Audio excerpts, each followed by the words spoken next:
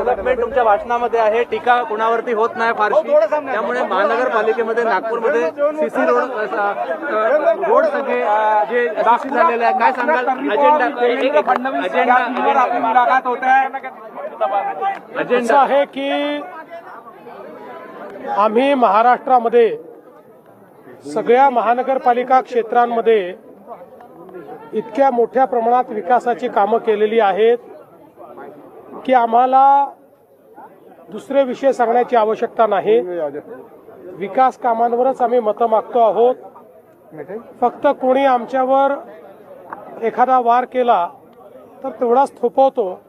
बाकी पूर्ण अजेंडा विकासाचा आहे आणि त्याला प्रचंड प्रतिसाद मिळतो आहे. हर्षवर्धन आज पाहिलं असेल, टीका तुमच्यावर झाली. हर्षवर्धन सपकाळ यांनी अत्यंत अभद्र भाषा तुमच्यासाठी वापरली आणि त्यापेक्षाही वाईट शब्द तुमच्यासाठी वापरले. निवडणुकीच्या काळात भाषा खाली चालली आहे.